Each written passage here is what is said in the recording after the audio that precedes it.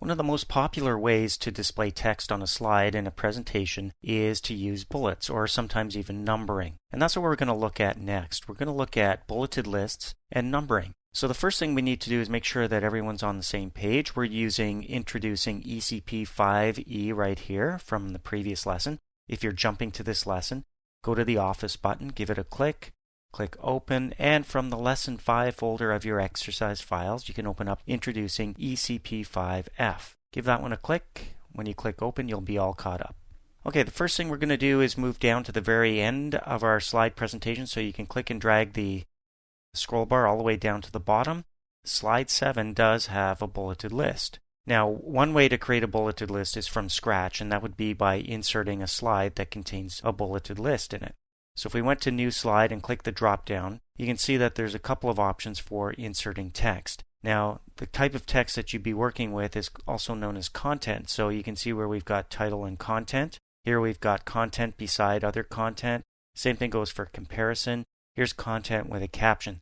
So any one of these would allow us to put in a title for our slide and then add a list. So I'm going to click on this one here, Title and Content. It's going to add a new slide to the end of our presentation. Here's where we'd put our title in. Here's where we would click to add text. Now, the content in this case would be a bulleted list by default. You can see there's other content we can enter, and we will get into this later on in this title, like inserting tables and charts and smart art graphics, even media clips and so on. But by default, if we click here to add text, you can see we're creating a bulleted list using the default bullets and style based on the theme that we're using here, which is in this case Median. You can see it down here on the status bar. That's the name of our theme. And of course the layout will have something to say about where the bullets appear, the font that's used, and the actual bullet itself. So we're not actually going to create a bulleted list because then we'd have to type in all kinds of text. So we'll go back to our slide number 7 here. Slide 7 where it says Get Educated with These Courses, and you can see we've got a number of courses on a bulleted list. So let's just click inside that bulleted list anywhere. That actually activates the placeholder so we can see the border around our bulleted list. Text is going to stay inside that area, and we can adjust the area for a bulleted list if we wanted to. Now if we wanted to add something to the bottom here, we just click after the last bullet, hit enter, and you can see a new bullet is about to be created. It's not actually created until we start typing. So if we wanted to come up with another course, we could here just by entering it in from the keyboard. So let's just type in Advanced Baking. Okay. So we've added a bullet, no problem. You can see the formatting that's used up here. You can see the font, the size of the font. The bullet that's being used is controlled by the button up here in the paragraph group. You can see we've got bullets turned on, and when we click this little drop down next to the bullets, we'll see the default bullet that's being used. So we can change the bullet style, and we can even adjust the bullets and numbering from down here. So before we do that, let's go back to our bulleted list here, and let's just click on the border. By doing that, we're affecting every single entry on this bulleted list. It's the same as selecting from the top to the bottom on our list. Now we'll go up to the bullet drop down, and let's just hover over some different bullets. You can see how it changes right there on our slide. So there's the live preview. I kind of like this one, Star Bullets. If you find one you like, you give it a click, and you're done.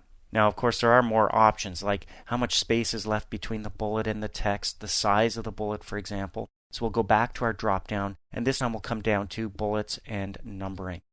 So we give that a click, and our bullets and numbering dialog appears. You can see we can work on bulleted list and numbered lists here as well.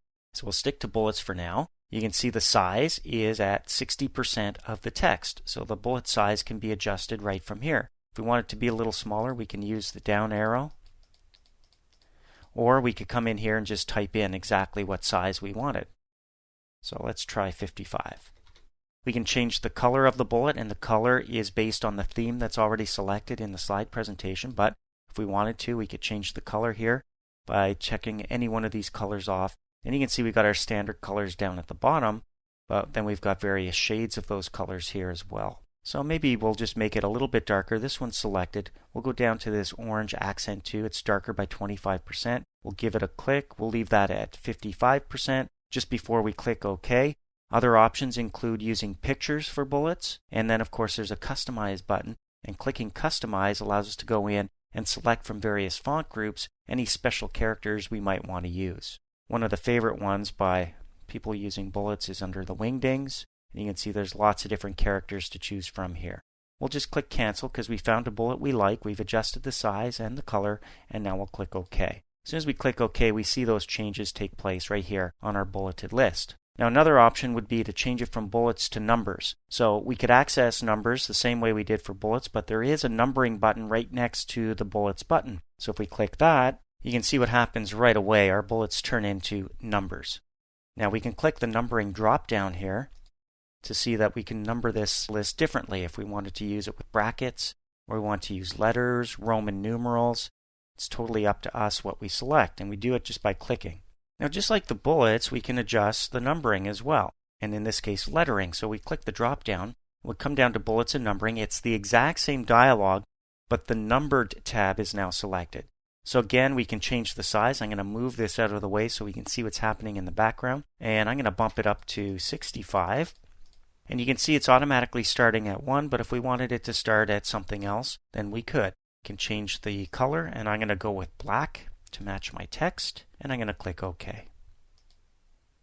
So there you go. That's numbering. Even though we're using letters, it's considered numbering. So lots of options when you're using bullets and numbering. Feel free to experiment with the various bullets, choose your symbols, change your sizes, colors, all kinds of options to make the list look exactly the way you need it to look. Next, we're going to work with outlines.